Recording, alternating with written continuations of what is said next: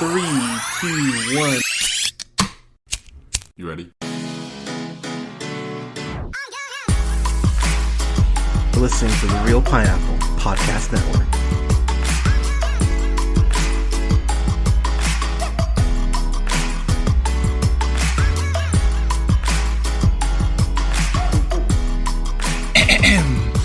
Good evening, everybody. Thank you so much for listening. This is the Real Pineapple. This is your humble host, Hunter, here.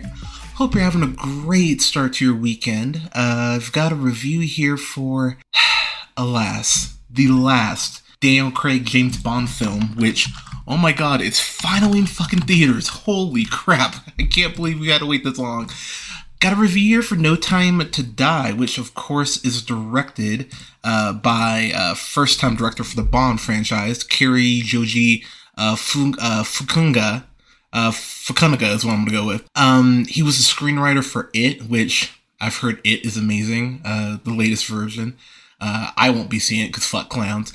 He of course went ahead and was on the True Detective, the first season of True Detective as well. Also directed this really underrated movie called Love Song, which if you've not seen, I highly recommend you do. I believe that came out like 2015 or 2016. But this of course stars Daniel Craig. You know him of course from Layer Cake, Golden Compass, of course the other Bond films, Knives Out, Logan Lucky. Rami Malek joins the franchise as Safin. You know him, of course, from Short Term 12, Mr. Robot, and I'll go through the rest of the cast here in just a moment. But I will say myself, while I've never been, how do I put this? I'm a casual Bond fan. I'm a fan of the character. GoldenEye, I still believe, is the best James Bond film. Casino Royale is right underneath it, and it's so close to being as great, if not better, but I'll admit I prefer GoldenEye. GoldenEye was my first Bond film I ever saw, and it just hit me in this way. I went, I fucking love this movie. I love GoldenEye. Rewatched it maybe a month ago, still holds up, still is my favorite. But rewatching Casino Royale, there is this element to Bond, this brutality, this coldness, that him first getting his license to kill, first becoming a 00. It's really impressive to see where Daniel Craig is taking this character and how long he's been able to go ahead and play the character.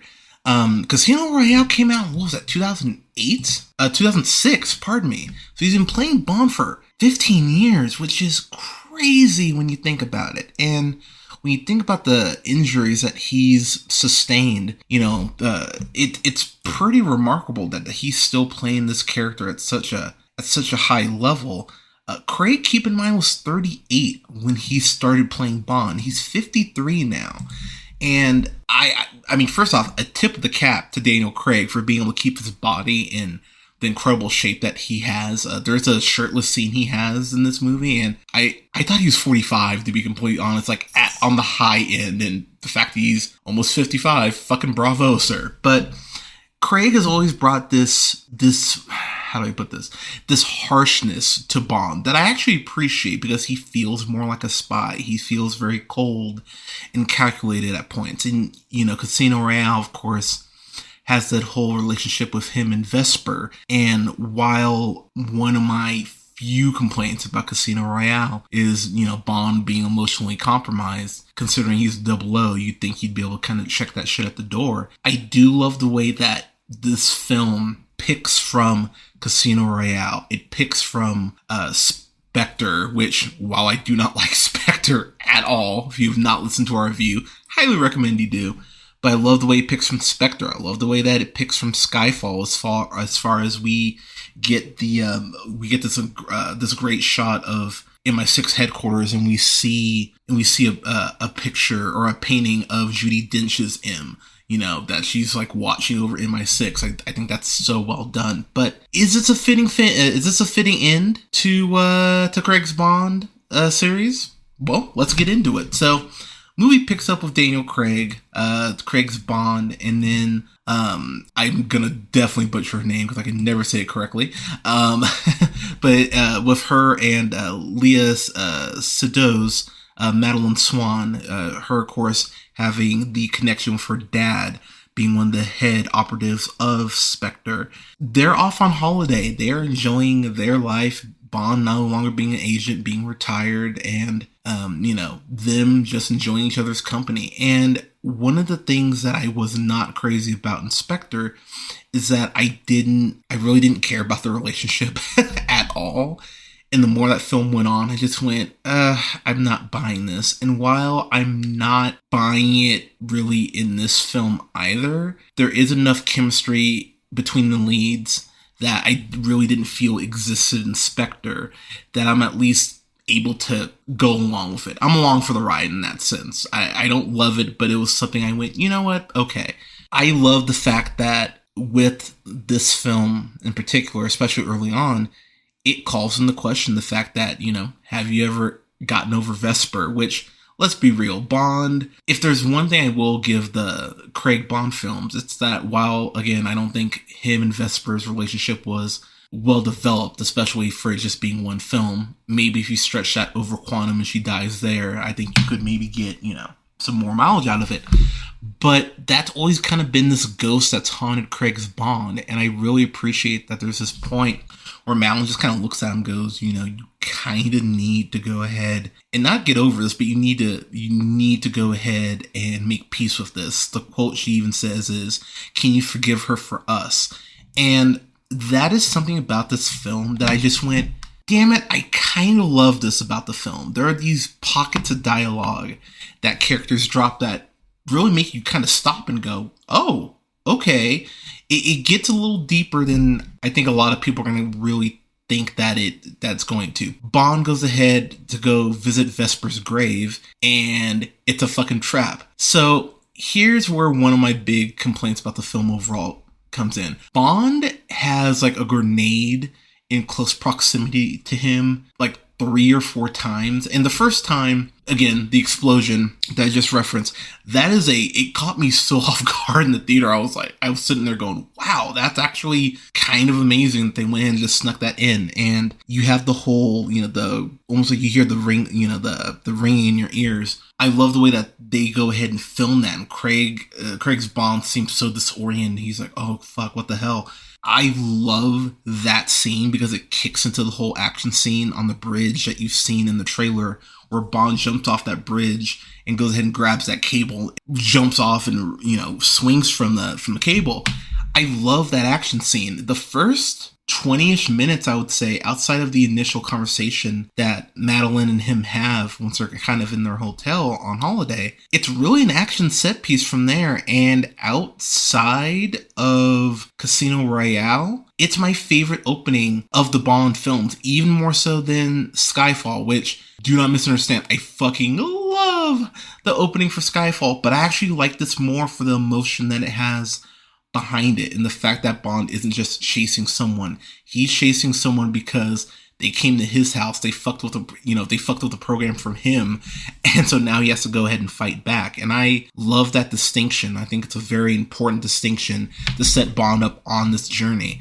I absolutely love it. So from there, Bond, we go ahead and we have a time jump. So we jump ahead about 5 years. So Bond is no longer in the field. He goes ahead and leaves Madeline, takes her to a train station, flat out says, "You won't see me again." And something I really do enjoy so much about this film is that it shows that Bond, even when he doesn't want to be a spy, even when he just wants to be left the fuck alone, it's almost kind of Magneto-esque in that sense, where how many times have we seen in the X-Men films where Magneto was just like, can you please leave me alone? I don't want to be a villain.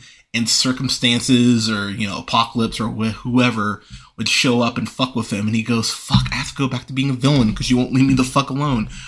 I kind of love that about Craig's Bond here, because he's doing everything he can to stay off the map and just not go ahead and engage with anyone. But he is basically recruited by Jeffrey Wright's Felix, who you've seen, throughout the Bond films ever since Casino Royale. He goes ahead and recruits him for the CIA and says, hey, there's this, dangerous weapon. There's this dangerous guy who is, out there. We kind of need to make sure we nip this in the bud now. You're the only one I trust with this. And Felix is joined Hilariously, by the way, by the dude from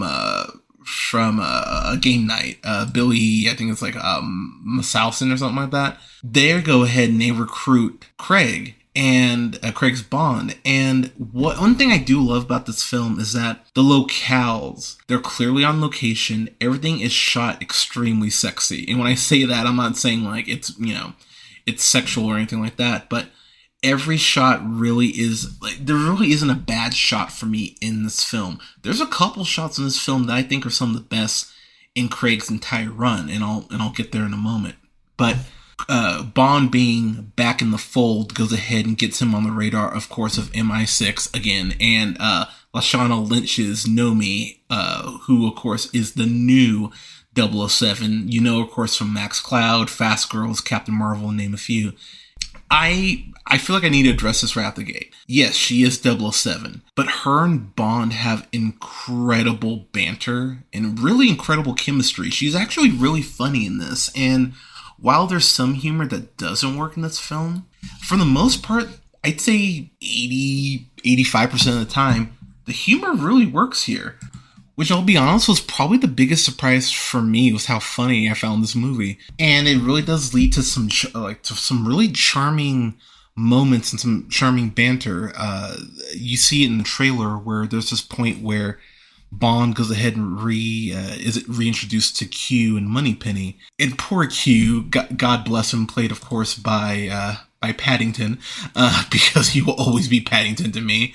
Ben Warshaw, but I love how Bond and Q's relationship, even though it really only goes back to Skyfall. I love how their friendship has evolved and where things end up. I'll save that for a second. But the humor really was a big surprise for me. The other big surprise, the action in this movie might be the best it's been start to finish in a Craig Bond film since Casino. Because yes, Skyfall has some incredible action scenes, especially that opening bit. There's, from the opening action sequence in this movie to the climax, the end climactic battle, to this scene that happens and takes place in a forest. Everything is so well shot from an action perspective. I found myself not even just impressed, but really in awe of how well this all was working. It's like, okay, now I have to get into stuff that I just wasn't a fan of. Rami Malek. I'm a huge fan of this young man. As I mentioned earlier, you know him from Need for Speed, Mr. Robot, Short Term 12, Bohemian Rhapsody, of course, Oscar winner, Rami Malek. And it breaks my heart to say that he is just, the script does him no favors as a villain. He gets a hold of this new weapon that he's going to use to wipe out the world, essentially. And the issue for Malek's Safin, I believe is how you say it. His motivation really doesn't make any sense. When they're explaining this tech that he has, there's a million other things he could be doing with it that would probably be more evil or a way to get him richer. And they kind of hint at the fact that, his dad, his family has money, but it's never really addressed. They just kind of have money because shut up, that's why. And it sucks to say that because, again, I'm a huge fan of Rami Malek, but his motivations are so unclear and just not defined. He gets a hell of an intro too, which ties him to a character in this film. And that had me on the edge of my seat. Literally, I was sitting there going, fuck, I'm loving this. And he comes across menacing, he comes across mysterious, and for the rest of the film, he never comes across like that, which again, fucking sucks. I really wish that wasn't the case, but even by the end of the film, where this ends up, I just went, this kind of is maddening to me that you get an actor of his caliber, again, Oscar-winning actor, whether he deserved it or not, and it pisses me off because, again, this is Craig's last outing. I wanted to see this be, on the level of Skyfall, on the level, at worst on the level of Skyfall. And while it's not Spectre, it does fall short in some aspects. There is also a doctor who helps get this insane tech for Safin, who's played by David Dinshik. You know him from The Girl with the Dragon Tattoo, We Are the Best, which if you haven't seen it, I would actually recommend. But you also know him from Tinker Tailor Soldier Spy. That's where I recognize him from. But the issue with him is that while he is apparently this brilliant scientist, his humor or attempts at humor definitely clash with the film for me. It's more in the 70s kind of Bond realm than it really should be, given the seriousness of the film. And it kind of took me out of it at points, which I just went, that's irritating because, again, it's a problem that this film shouldn't have, but unfortunately it's there. Even at the end, where there's this point where 007, the black one, is telling him, you need to tell me this, you need to tell me this. And he's like, oh, well, he's acting so bumbling, I don't know how to talk, and da-da-da. And it's frustrating. It's really frustrating because, again, it's something that just feels unnecessary, and probably a rewrite would have gotten rid of that. As far as other stuff that I really did enjoy, Ben Whishaw, as I mentioned, as Q. I really enjoy how they use Q in this movie. I do wish we got a little more of him, but I always want more of Paddington. But him and Bond, their dynamic is really strong here for the limited bits that we get of them together, which was a pleasant surprise. Ana de Armas, who plays Paloma. There we go. So here's my biggest complaint / compliment. There's this point where, because Bond is working with Felix, Felix basically tells him, hey, you need to go ahead and meet this woman here. And I loved her in this. Of course, you know her from Knives Out. I loved her in this. I loved her in this so much. She is charming. She is sexy. She has this very bubbly energy. She talks about how she's basically been, quote, an agent, for under a month. And she has this incredible screen presence that she brings to this character. My biggest complaint is that she's not in the film for very long. She's only in the film for maybe 10-ish minutes. And that sucks because I really want more of her. But she's great. Not good, great. She damn near steals the scene that she's in from Bond. There's this great back and forth that they have where they're going ahead and trying to go ahead and track down that that insane scientist, and it works so well. And I really wish there was more chemistry. I wish there was more of that chemistry between Bond and the supposed love of his life, to be honest. And that's something that on reflecting on the film, I just went, yeah, there was better chemistry there. But I love that character for the limited amount of time we get with her. And considering how this film really does open up the universe of Bond for multiple, potential crossovers and, new people to take on the 007 mantle, she should definitely be working for MI6. I pray she ends up working for MI6 somehow. I absolutely adored her, and she made me so happy.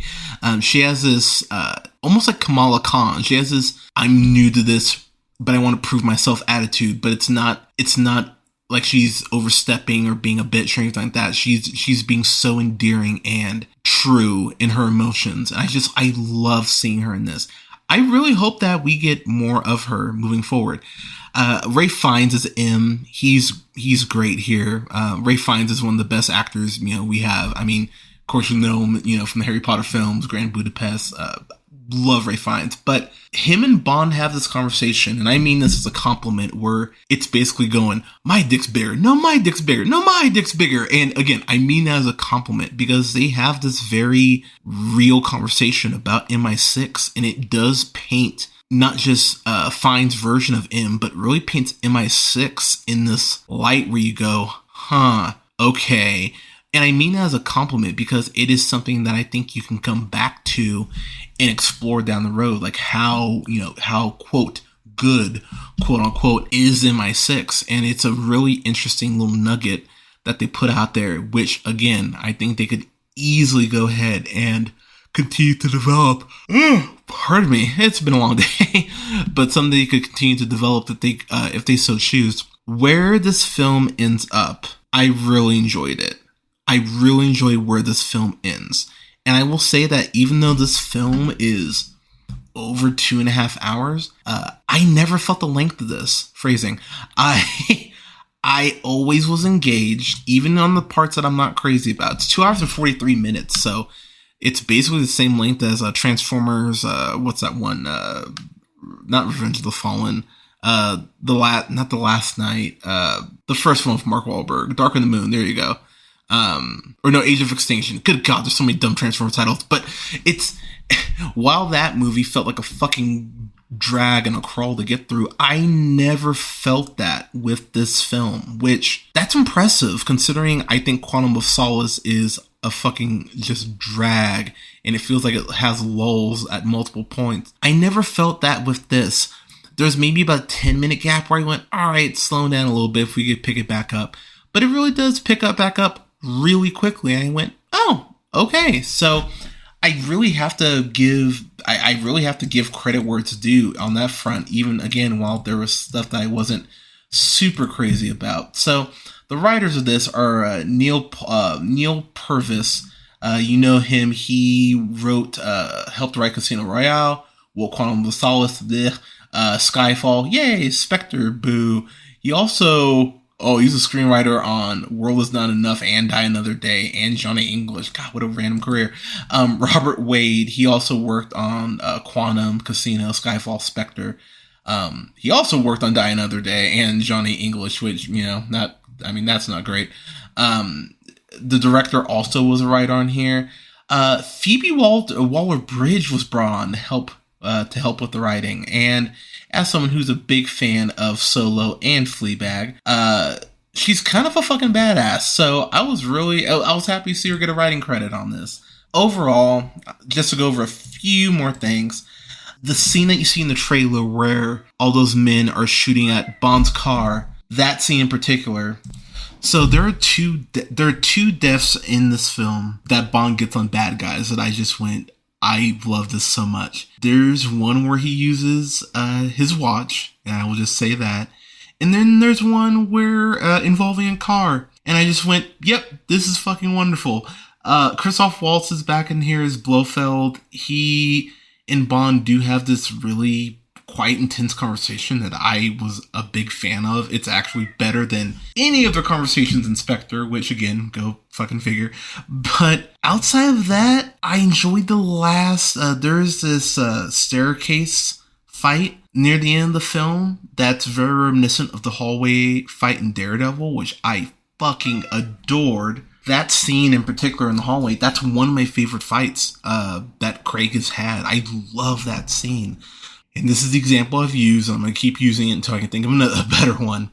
This is not Rise of Skywalker. It doesn't feel like this is just a absolute just swing and a miss as far as wrapping up Craig's Bond story. But this is the third best film out of the 5 that Craig has done, which is a bummer because I would want it to at least be, for a capper, I'd want it to be the second best for its floor. I don't know if anything was ever going to top Casino Royale, but I was disappointed that while this film for the first, I'd say, hour, it's probably a solid A, to see it just kind of stumble as it goes on and not quite stick the landing like I would like. It's a bit of a bummer, but again, this is not a I'm mad at this. This is not Venom Let There Be Carnage, which, thank fuck it's not that. But I was a little disappointed by this, just because I do believe there's not a good but a great film in here. If you go ahead and do a couple rewrites, punch up Malik's villain, and then get rid of some of the awkward humor. But to go ahead and close and wrap up here, this is something that is well worth your time to go and see in the theater. I went and saw this in 3D. Who knew this would be in 3D? But I had fun with this. I really did have fun. And there is enough here to definitely warrant the theater experience. But at the end of the day, though, it is a little disappointing. But again, still worth your time. So I'm gonna give this a solid B. A B for Bond. Hey, Daniel Craig, sir, my cap is off to you, sir. Thank you for 15 years of playing this character, for putting your body on the line for it and suffering those injuries, which, I mean, son of a bitch. I mean, go through and read about the injuries. I mean, just the one of his kneecap, I went, oh my god. Craig's a badass, and I cannot wait for Knives Out 2, or whatever it ends up being called, but huge fan of you, sir. Again, tip of the cap to you, and I'm really curious to see what they do with Bond moving forward. It's going to be interesting. But everyone, No Time to Die. What did you think of it? Let us know what you thought in the comments. You can go ahead and like both our pages on Facebook at The Real Pineapple and Real Pineapple Games. I'm going to be hopping on Twitch here later this month to stream some Resident Evil 4 for Halloween. So go ahead and keep an eye out for that. Make sure you like both pages. Again, you can find me on Twitch at twitch.tv/jhunterrealpineapple. Don't forget to like, share, and subscribe. You can find us on SoundCloud, Apple and Google Podcasts, Podbean, Stitcher, and iHeartRadio, Spotify, and Amazon Music, to name a few spots. And you can find me on the Twitter at jhunterrealpineapple. Thank you so much for listening. We'll have reviews up here soon for Halloween Kills. I'm getting to our real spooky series. We're going to have more reviews up for some Halloween content as well, including Escape the Undertaker, because why the hell not, along with a review for the original Halloween, as well as Halloween Kills next week, which I am so excited to watch that. But everyone, thank you so much for listening. Take care of each other, wear a mask, get your COVID shot, and we'll talk to you soon.